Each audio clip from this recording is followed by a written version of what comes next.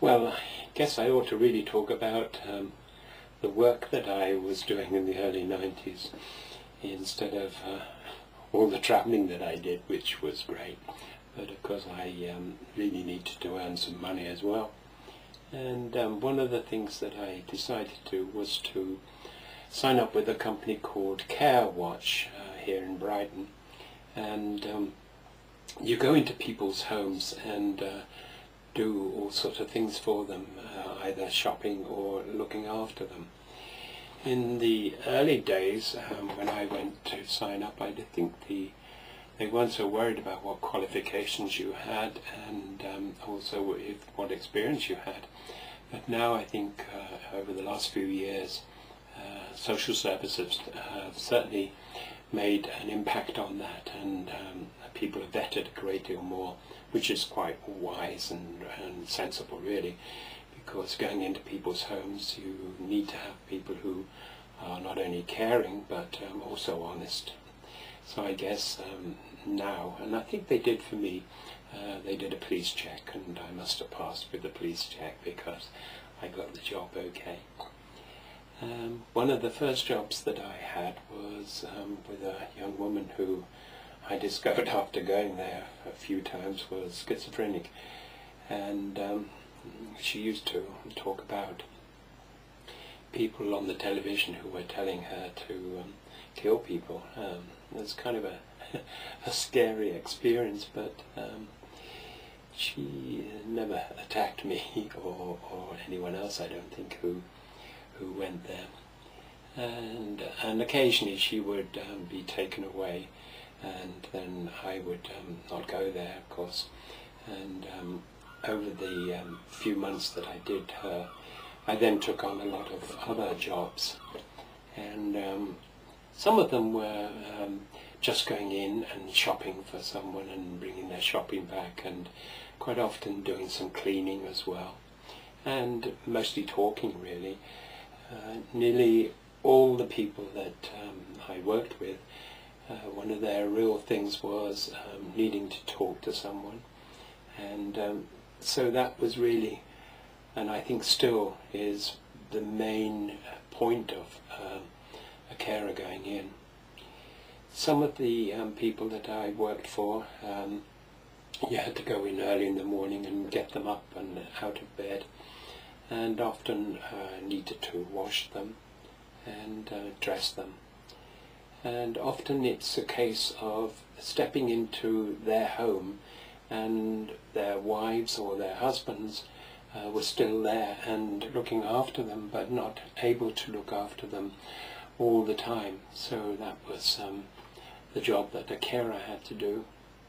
And I must say, there's a very thin line going into people's homes and being sensitive around how you're in that home when there's a partner around. And for some people it worked, and it seemed to work quite well for me, and most of the people that I went in seemed to like me. One of the people that I had was an old man who I used to go and get him up in the morning, and then I used to put him to bed at night. And one of the things that I used to have to do was to wash him and lying in bed. And it was an amazing experience for me to do that, and to do this each morning in a very quiet way. He didn't want to speak, and so and I didn't talk to him, and it was very much a kind of a meditation each morning that I did. And I'm very grateful for that experience, because it taught me, well, not so much taught me, but it made me think about, if I was this man lying there, how would I want to be treated, and how would I want to be cared for. And so yeah, it was quite amazing to do that each morning. And on the last morning, I was going to be going on holiday, and the day before I was due to go, I went in and did this whole routine with him, and I had this sort of feeling, oh, I don't know, I think you're probably not going to be here when I come back. And I dismissed it from my mind, and went on my holiday and came back, and yes, indeed, the man had died while I was away. And that did happen quite often. And of course, if you're going to the house all the time, you get quite attached to the people that you're looking after, and so you're constantly being faced with the idea of death and dying. And I think it's a very good lesson to learn in one's life, to work with that and to say, yeah, well, I'm going to go there as well. Yeah, and it's from that I also used to do some cleaning. There was one lady that I used to go to with Care Watch, and I used to go and look after her, really to clean for her. And she was lovely, and I'm still in touch with her, and I worked for her for 7 years, so got to know her really well, and her family as well. And in fact, actually, I went to work for her daughter privately, and stayed with her for quite a few years as well.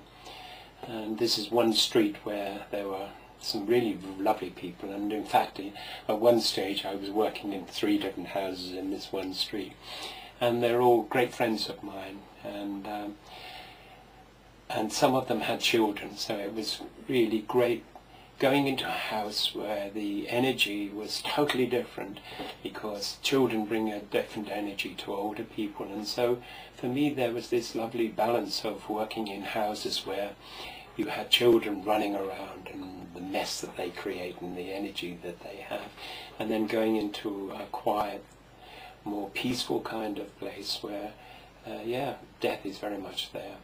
And so with the children you've got this great life thing, and so for me it was a great balancing act.